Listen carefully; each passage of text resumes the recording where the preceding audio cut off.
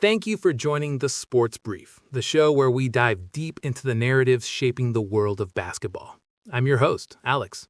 And I'm Chloe. It's great to be here, Alex. Today, we're tackling a topic that's almost as big as the game itself. We're talking about a four-time champion, a four-time MVP, the NBA's all-time leading scorer, and yet one of the most polarizing and, for many, disliked athletes of all time. We're talking about LeBron James. It's a true paradox, isn't it? By any objective measure, he's on the Mount Rushmore of basketball. He's a global icon. Yet, you can go into any sports bar in America and you will find a fierce, passionate anti-LeBron crowd.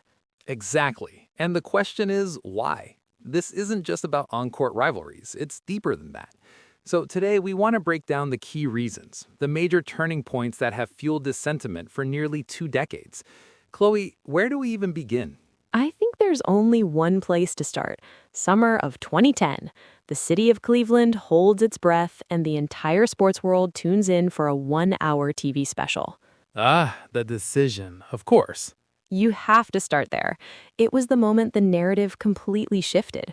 Before that, LeBron was the chosen one, the hometown kid from Akron carrying a long-suffering franchise on his back. He was almost universally beloved outside of Boston and Detroit. Right, a classic hero's journey. And the decision shattered that. The act itself, leaving Cleveland, was one thing, but the way he did it, the hour-long, self-aggrandizing spectacle on ESPN felt like a massive betrayal to many. It came across as arrogant and tone-deaf. It was a public relations disaster, and it wasn't just leaving, it was where he was going. He was joining 2 other superstars, Dwayne Wade and Chris Bosh. This was the birth of the modern player-formed superteam. And that's a crucial point for a lot of old-school fans. The ethos of the NBA, largely defined by Michael Jordan, was about overcoming your rivals, not joining them. Jordan never left the Bulls to team up with Magic or Bird. He had to figure out how to beat the bad boy Pistons. That's the narrative, yeah. It felt like he was taking a shortcut. Instead of slaying the Dragons in Boston, he formed his own three-headed monster in Miami. It felt manufactured. And that infamous introductory press conference didn't help. Oh, the not 1, not 2, not 3 championships promise? That put a massive target on his back. He wasn't just a player anymore. He was the league's villain. And for a lot of people, that label has never really gone away, even after he returned to Cleveland and won a title there. That's true. The first impression was so powerful that it stuck. So the decision is ground zero, but the animosity goes far beyond that. It feels like it's deeply tied into the other unwinnable debate, the GOAT conversation.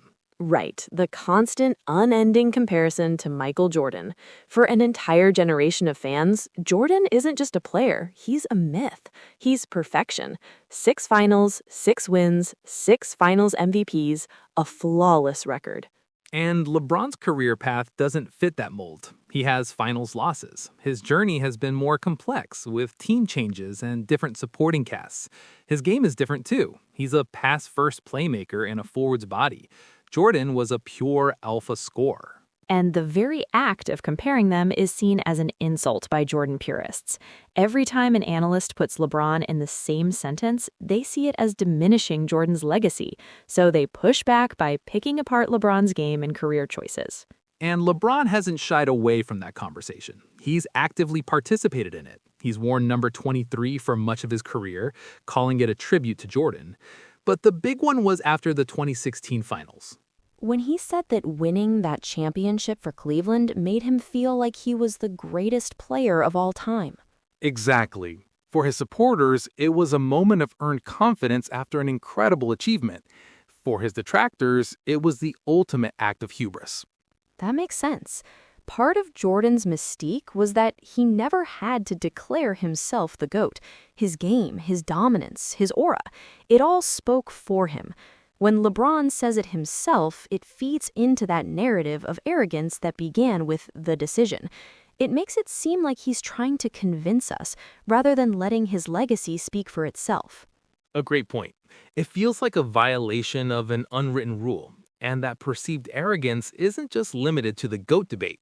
It spills over into how people view his off-court persona, which I think is our third major factor here.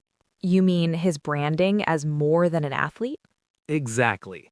LeBron has been a pioneer in player empowerment, not just in building teams, but in building a massive business and media empire.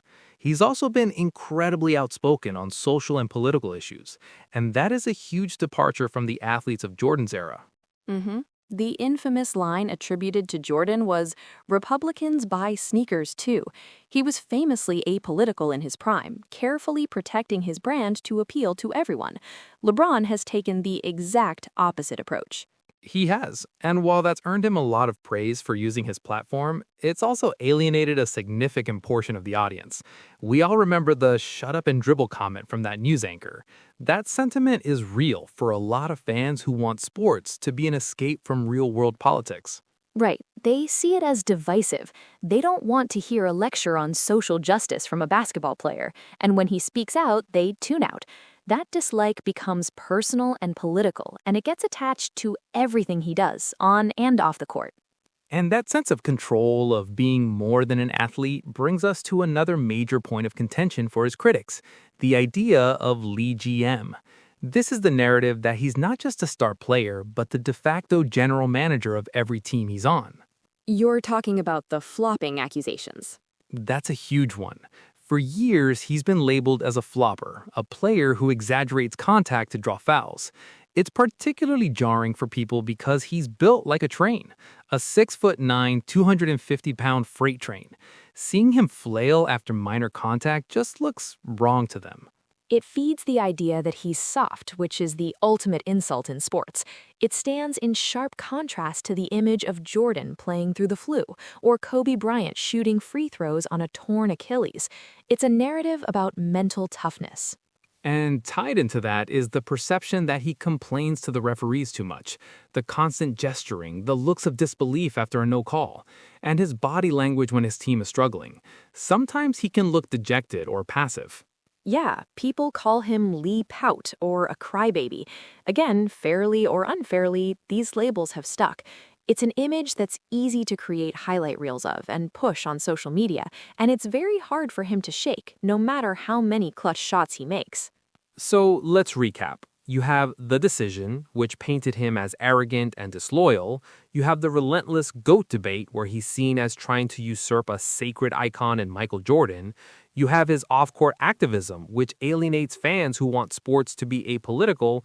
And finally, you have his on-court behavior, which critics label as soft or whiny.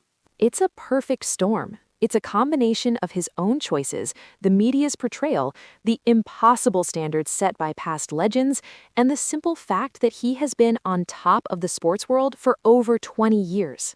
That might be the biggest factor of all. Longevity at the top breeds contempt. People get tired of seeing the same person win. He's not just a player, he's the establishment, and people always love to root against the establishment. So is the hate justified? I think it depends on your perspective. Some of it is based on legitimate criticism of his actions. A lot of it is just the nature of modern fandom and the baggage that comes with being the king. A perfect way to put it. He's a complex figure from a complex era in sports and media. And that's all the time we have for today. We'd love to hear your take. Why do you love or hate LeBron James? Find us on social media and let us know. For Chloe, I'm Alex. Thank you for joining the Sports Brief.